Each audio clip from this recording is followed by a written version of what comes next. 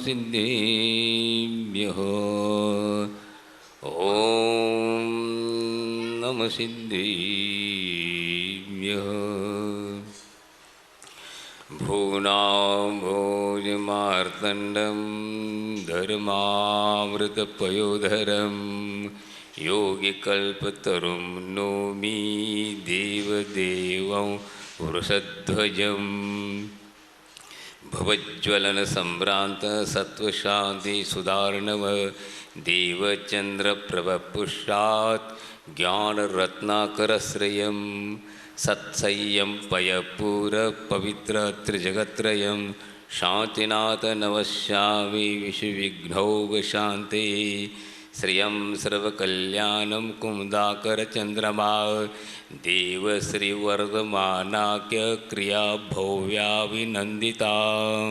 बोलिए पार्श्वनाथ भगवान की जय, चोईसो भगवान की जय। बोलिए आचार्य गुरु विद्यासागर जी महाराज की जय। निर्यापक्षण मुनि श्री योग सागर जी महाराज की, समस्त आचार्य संघ की। आज महाराज के मुकारों से चक्रवर्ती को वैराग हुआ, साथ साथ उनके पुत्रों को भी वैराग हुआ। इस धरती पर ऐसी महान आत्माएं अवतरित हुए। आज भी आज महान पर्व है, नैमित्तिक महापर्व है, याद है? 24 तीर्थंकरों में 7वें नंबर के भगवान सुपार्श्वनाथ भगवान को, सुपार्श्वनाथ भगवान का जन्म और वैराग्य है, तप कल्याण है, हाँ, दीक्षा कल्याण हुई इस धरती पर। उन महान आत्मा को हम बार बार नमन करते हैं कि ऐसी वैराग्य हमें भी प्राप्त हो, जो जन्म लेकर के उन्होंने सार्थक किया।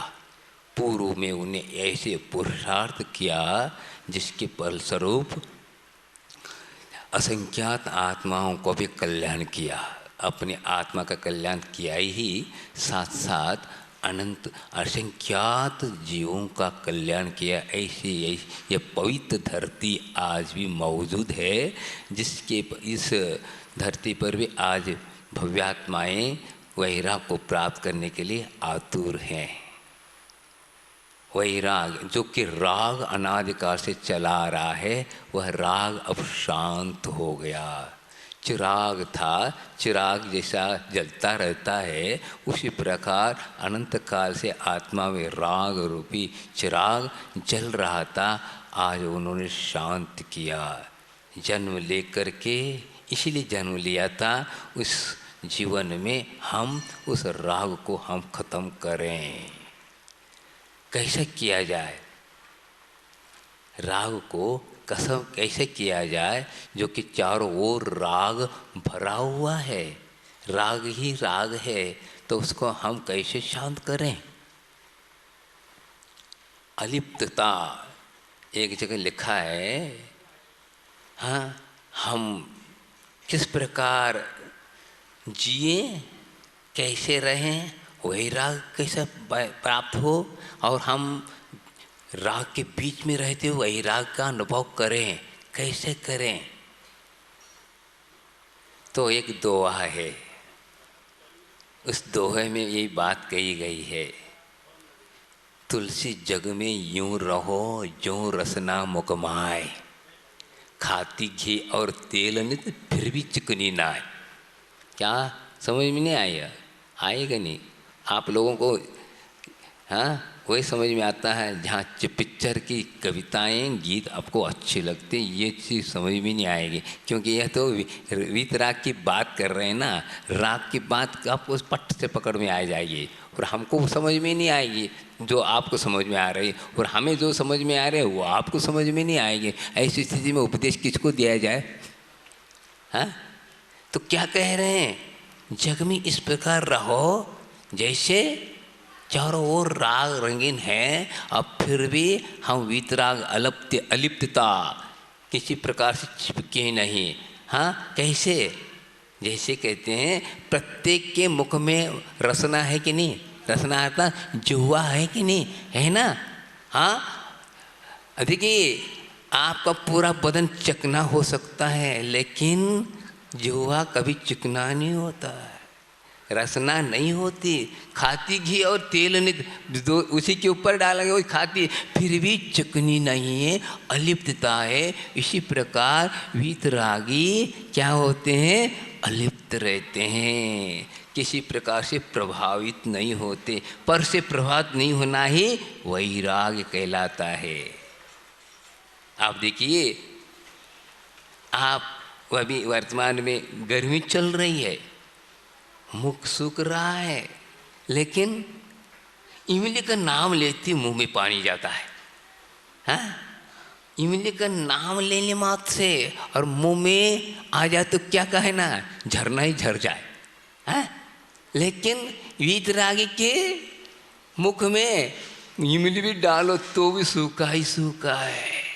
इसको कहते हैं वीतराग, अलिप्तता। हाँ, किसी प्रकार से प्रभावित नहीं होना, राग के कारण प्रभावित हो रहा, और जिनका राग घटता जा रहा है वह बस किसी से प्रभावित नहीं हो। चाह समाप्त हो गई। चाह जो है ऐसा है, अनादिकाल से चाय जैसे पीते आ रहे हैं, चाह वह कभी भी चाह मिटती नहीं है, और पीती जा रहे, कभी वह तृप्ति को प्राप्त नहीं हुई। तो आज सुपार्श्वनाथ भगवान ने जन्म के दिन ही उन्होंने वैराग को प्राप्त किया और जंगल के राह ले। वह है वहाँ पर देखो कैसी शांति उनको लग रही। क्या निमित्त था बताइए। इस हुंडावश काल में 3 तीर्थंकरों पर उपसर्ग हुआ। ये प्रथम तीर्थंकर है, इनके ऊपर प्रथम बार क्या हुआ, सुपार्श्वनाथ, पार्श्वनाथ और महावीर, 3 तीर्थंकरों पर उपसर्ग हुआ। तो सुपार्श्वनाथ भगवान के ऊपर भी उपसर्ग हुआ। इस उपसर्ग के विषय में शास्त्रों में कहीं भी उल्लेख नहीं मिलता। क्या कारण रहा, कौन रहा, क्या है पता नहीं, लेकिन उल्लेख तो है। सबसे प्रसिद्ध तो कौन है, पार्श्वनाथ पर हाँ उपसर्ग हुआ, सब जानते हैं, आबाद वृद्ध जानते हैं, लेकिन इनके विषय में कोई जानता ही नहीं उपसर्ग हुआ। देखिए इतने महान पुण्यात्मा होते हैं, 3 लोक में कोई महान पुण्यात्मा होता तो तीर्थंकर होते हैं, लेकिन इस हुंडावसन काल में उनको भी इस प्रकार का हाई क्वालिटी का पुण्य प्राप्त नहीं हुआ, जिसके कारण भी उनके ऊपर उपसर्ग हुआ। लेकिन उपसर्ग होने से कोई अंतर नहीं, लेकिन हुआ तो सही। आचार्य महाराज कहते हैं इनको पर भी उपसर्ग हुआ। किसके ऊपर, आदिनाथ भगवान पर भी उपसर्ग हुआ। हाँ, 1 साल 13 दिन तक क्या उन्हें आहार नहीं मिला, ये भी एक उपसर्ग ही है। ऐसे महान पुरुषों के पर भी संकट आ जाते हैं, हो जाते हैं, पूर्वकृत कर्म का ऐसा संबंध है जिसके हो जाता है। तो सुपार्श्वनाथ भगवान को आज उनको वैराग्य हुआ। वैराग की राह, वैराग ही वास्तविक अभय को प्रदान करने वाला है। बाकी सब पदार्थ क्या करने वाले हैं, भय को उत्पन्न करने वाले हैं। इसी पंचम काल में एक आचार्य हुए शुभसंजय आचार्य, उनके भाई एक और हुए भर्तृहरि ने, उन्होंने भी एक शतक लिखा है। उसमें एक वैराग शतक भी है। वैराग शतक में एक छंद आता है, बहुत सुंदर छंद है, आपके सामने में रख रहा हूँ। भोगे रोग भयम कुले च्युत भयम वित्ते नृपालाद भयम माने दैन भयम गुणे खलु भयम रूपे जराया भयम शास्त्रे भाद भयम बले रिप भयम काये कृतांता भयम सर्वे वस्तु भयान्वितं भुवि नृणां वैराग्यमेवा भयम। क्या कह रहे हैं, वैराग्य ही एक अभय को प्रदान करने वाला है। बाकी जितनी भी तमाम वस्तु हम इकट्ठा कर रहे हैं ये सब भय को उत्पन्न करने वाले हैं। कैसे, भोगे रोग भयम, आप भोगों को भोग रहे हैं, लेकिन साथ साथ डर है रोग न हो जाए। हाँ, ये भोग ही रोग को पैदा करता है। तो जिसके पीछे भय लगा है, ऐसा भोग हमें कभी भी अभय प्रदान कर नहीं सकता। भोगे रोग भय कुले च्युत में, उच्च कुल में पैदा तो हुए हैं, लेकिन आचरण हमारा सही नहीं, इसलिए कुल से च्युत होने का भय है ये सब। क्योंकि आचरण हमारा सही नहीं है। कुल के अनुसार यदि आचरण होता तो भय नहीं होता। वित्तीय नृपालाद भय, अच्छे हम क्या कर रहे हैं, अच्छे धन संपदा खूब है, लेकिन राजा का भय लगा हुआ है, इनकम टैक्स सेल टैक्स का भय लगा हुआ है। तो ये किस लिए वे फिर धन के पीछे पड़ो, रात दिन इकट्ठा कर रहे हैं, अब फिर भय को उत्पन्न करने वाला वो धन है, तो क्यों ये मन में नहीं आ रहा है? क्योंकि ऐसा राग है आकर्षण, जिसकी वह दिखाता है क्या, वह आपको अभय महिला, मुझे अभय मिलेगा, बहुत अच्छा, मेरे जीवन सुरक्षित, 3 काल में नहीं। हाँ, क्यों? ये है ही लगा, इसी को कहते मोह, छोड़ने नहीं देता। ऐसा वह संकट में पटक देता है, लेकिन वह कोई वह ज्ञानी ही समझता है, यह इसके पीछे नहीं पड़ता। माने दैन भयम, हाँ, अरे अच्छा मान सम्मान मिलता है, लेकिन अपमान होने का भी भय रहता है।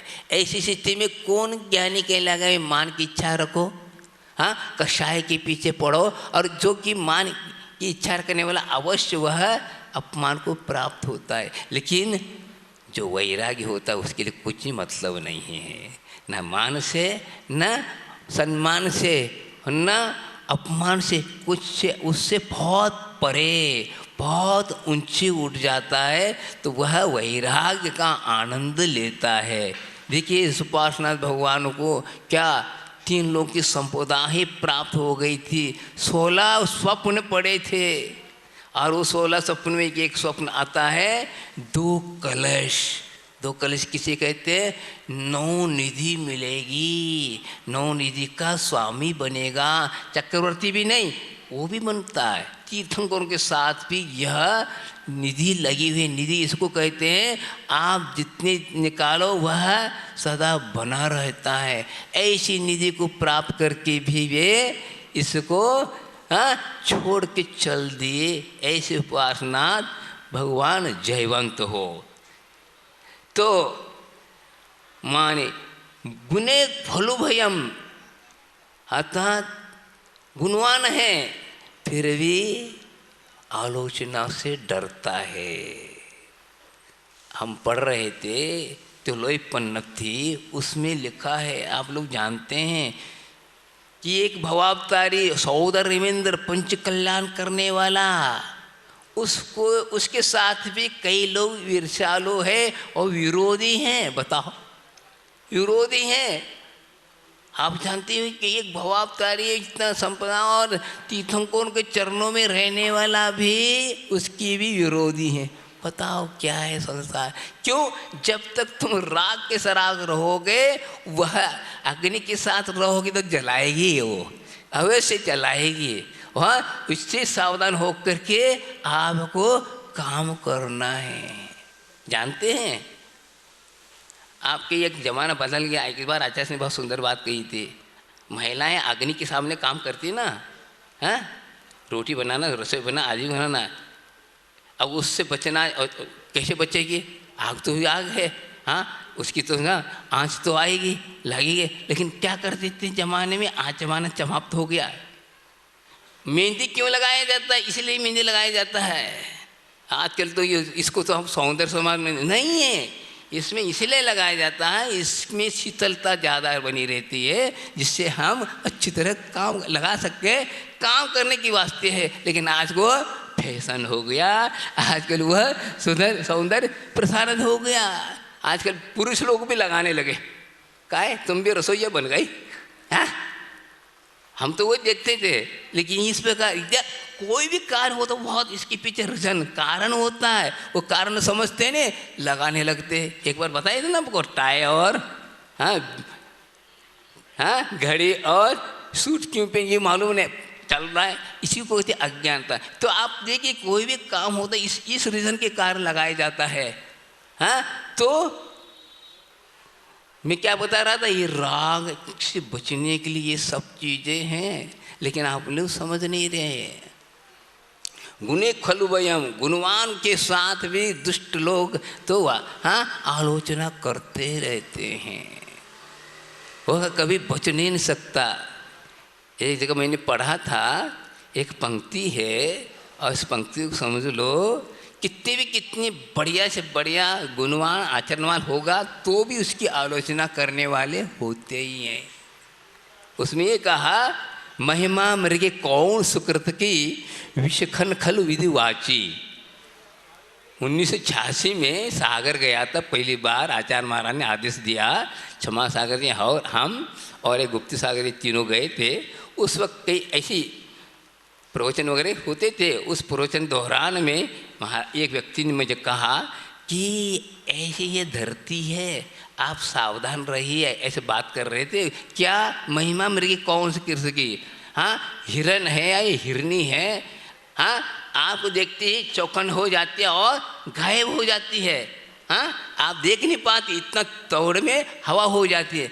लेकिन एक बार वह शिकार की दृष्टि में आ चुका है हिरन, तो अवश्य वह तीर मार हो गई और वह तीर के मारा उसका जीवन खत्म हुआ। इसी प्रकार आप कितने अच्छे कार्य करते जाओ, खुद के लिए भी दूसरों के लिए भी कुछ भी, फिर भी अंत में आलोचना सुनना ही पड़ेगा। भगवान की भी आलोचना होती रहे, उस पर ध्यान देते रहेंगे तो 3 काल में हम अपना कल्याण नहीं कर पाएंगे। कल्याण करना ये भी एक परिचय है, परिचय जयी बनना है अपने को। क्या मुनि महाराज बनने के बाद सभी लोग नमोस्तुति करते क्या? कई लोग कई ढंग से बातें करते हैं। मुनि वही बनता है, दक्षिण में कहते हैं वो मुनि वही बनता है जो हाथ से किसी काम नहीं कर पाता ना, वही बनता है। बताओ आप क्या कर सकते, बताओ।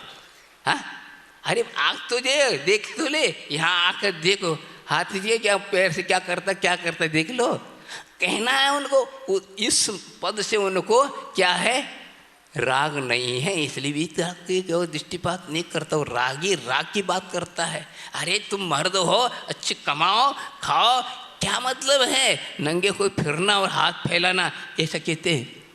वो क्यों, उनका सही है वो, आप लेकिन यहाँ पर क्या कर रहे हैं ये नहीं समझ रहे हैं ना, उस रहस्य को नहीं समझ रहे हैं ना। क्योंकि इस प्रकार का राग है तो वह राग ही बुलाएगा, वो भी तरह की समझ रहस्य को समझ नहीं सकता।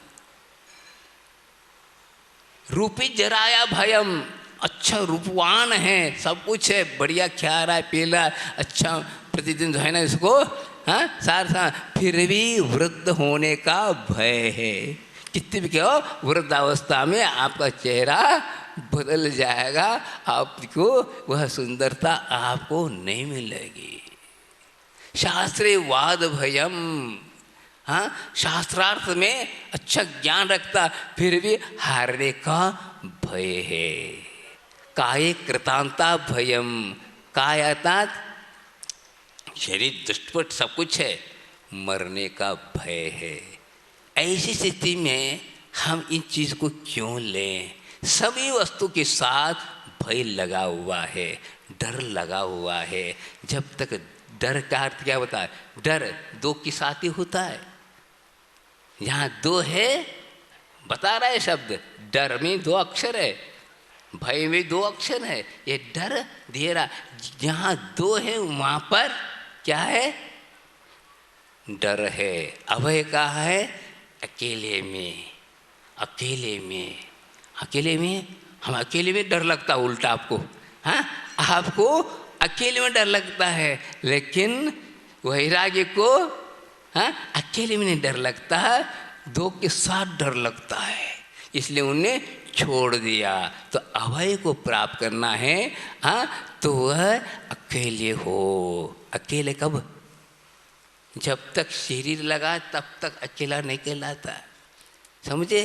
शरीर के साथ है तो अकेला नहीं, शुद्ध आत्म तत्व केवल आत्मा है। दृष्टिपात करोगे तो वह सही क्या है, अभय को प्राप्त हो गए। इसलिए तो अनेक प्रकार के उपसर्ग होने के बाद भी उस उपसर्ग से विचलित नहीं होते और वे अपने आत्मस्थ एकत्व विभक्त को प्राप्त होते हैं। ऐसे सुपार्श्वनाथ भगवान आज इस धरती पर उन्होंने सब परिवार को छोड़ करके वैराग लिया और कहाँ जाकर बैठ गए, बस वन विहार हुआ। कई बार आप लोग वन विहार करते हैं ना, हाँ, लेकिन उसमें राग रहता है। यहाँ पर वैराग के साथ वन की विवाह अकेले गए, कोई नहीं चाहिए, कुछ ने और मौन लिया। मौन क्यों लिया, अब किसी से मतलब नहीं है। क्यों, अब मुझे किससे बात करना है, धर्म से बात करना है, धर्म की बात नहीं करना, धर्म से बात करना है। तो हम मौन लेंगे, किसी से कोई सरोकार नहीं। आप बताओ हमारे भगवान कैसे दिखाई देते हैं, हाँ, उनके पास तीन चीज़ें नहीं हैं। जहाँ तीन चीज़ें हैं वहाँ संसार है, भय है, अनेक प्रकार के। उनके पास कर्तृत्व बुद्धि नहीं, स्वामित्व बुद्धि नहीं और भोक्तृत्व बुद्धि नहीं। तीनों ही संसार के कारण है। यही हाँ क्या है, भय का कारण। हाँ, कर्तृत्व बुद्धि का अर्थ मैंने किया, क्या किया, क्या क्या बताओ। आप कुछ नहीं करते फिर भी ये अहंकार मैंने किया, बताओ। समझ लो, हम पूछते हैं आपसे, चाय बनाया आपने, आपने चाय बनाए, कुछ नहीं किया, क्या किया बताओ। शेगड़ी पर पानी और मसाला डाली, इतना किया है ना, अब फिर भी काम चाय में, अब उसमें जो उबाल आया, जो रस, हाँ, जो स्वाद आया, किसने किया, आपने किया। फिर भी कहो मैंने क्या, कैसा लगा बताओ, कैसा लगा, चाय कैसे है, बढ़िया, पसंद, बताओ, किया आपने। इसको कहते कर्तृत्व बुद्धि है नहीं। केवल संयोजना की है और संयोजना ठीक है, बाकी सब अग्नि के द्वारा उसमें रासायनिक क्रिया हुई है, सब कुछ है। जो स्वाद आधे आ रहा है, किसमें आ रहा है बताओ, ये इसको कहते। इसी प्रकार मैंने राज किया, फलाने किया, वो किया, क्या किया, कुछ नहीं। आचार्य हमारे पास मैं क्या कर रहा हूँ, मैं दीक्षा नहीं देता, दीक्षा देते हुआ उसको कर निमित्त मात्र हूँ, तुम्हें पालन करना है। क्या दीक्षा दिया इतना मारा, क्या दिया, दिया क्या, कर्तृत्व पुण्य है ही नहीं इसमें। वह वैरागी नहीं है तो मैं क्या दे सकता हूँ, उसका पुण्य वह ले रहा है, मैं नहीं ले रहा हूँ, वो ले रहा है, केवल बीच में मात्र हूँ। तो यह कर्तृत्व बुद्धि भोक्तृ, मैं खाया पिया इतना सब मिथ्या बातें हैं।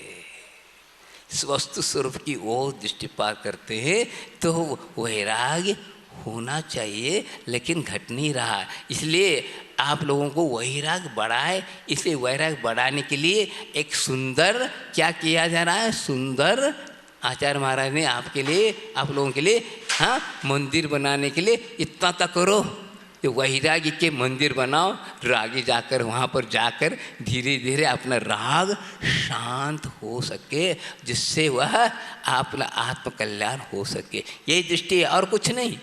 आपके पास जो पाप है, जो राग है, वह राग भी वीतराग रूप में ढल जाए तो वीतराग के चरणों में गया तो वह क्या बनेगा, अवश्य क्या होगा, वो भी वैरागी बने और वह भी आत्म कल्याण कर सके। श्री को चढ़ाए, कहाँ, श्री को चढ़ाए श्री जी के चरणों में, श्री जी बनते।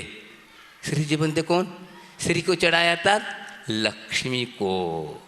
क्या आपकी लक्ष्मी है ना, उसको कहाँ चढ़ाएं, श्री जी के। श्री जी कौन, भगवान के चरणों में चढ़ाएंगे तो आप भी श्री जी बनते हैं, बने हैं, बन रहे हैं और भी आगे इसी से बनेंगे और कोई दूसरा रास्ता नहीं है।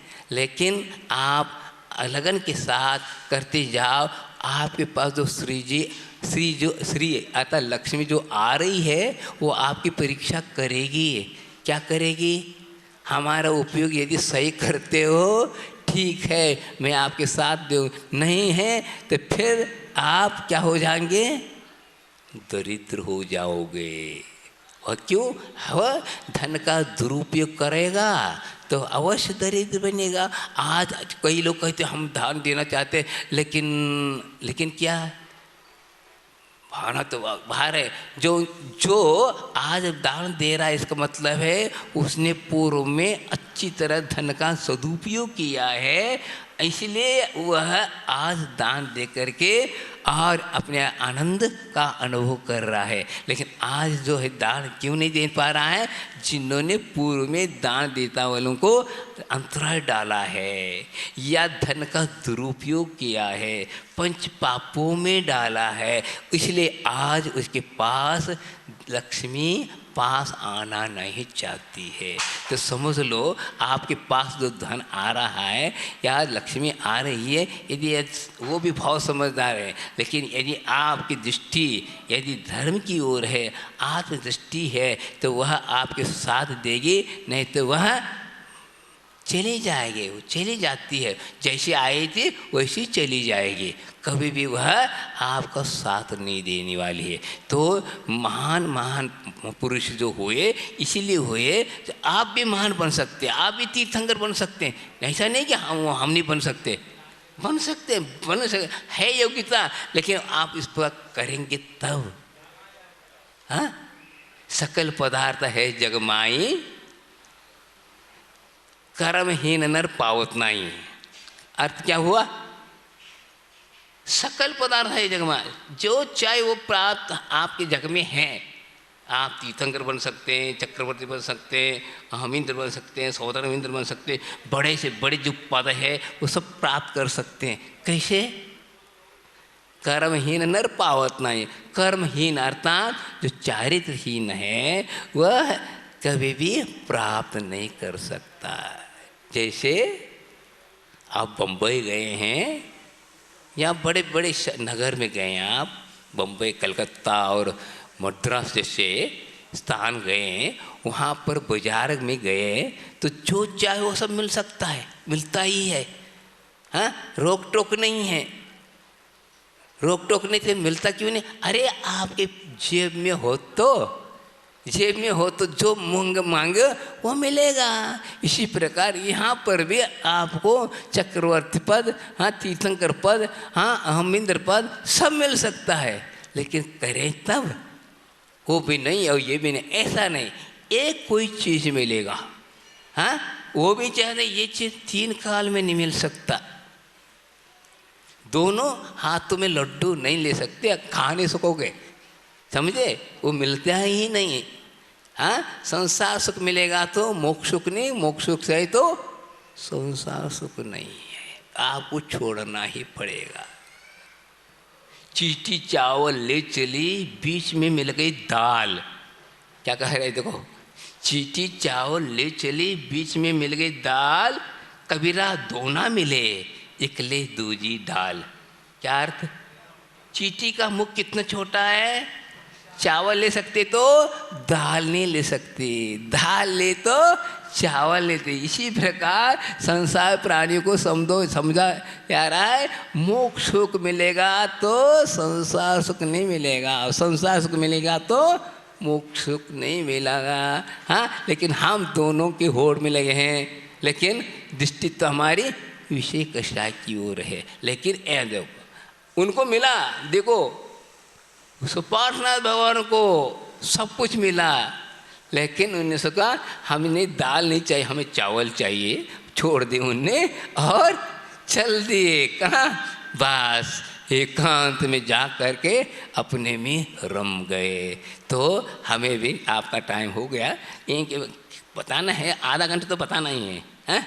कुछ भी करो नहीं, आप इतने दिन से सुन रहे हो, आप गुनते भी कुछ समझो भी, उससे कर्म निद्रा हो। याद सुन रहे हो तो इससे कर्म निद्रा हो रहे, और इस पर विचार करेंगे तो और ज़्यादा क्या होगा?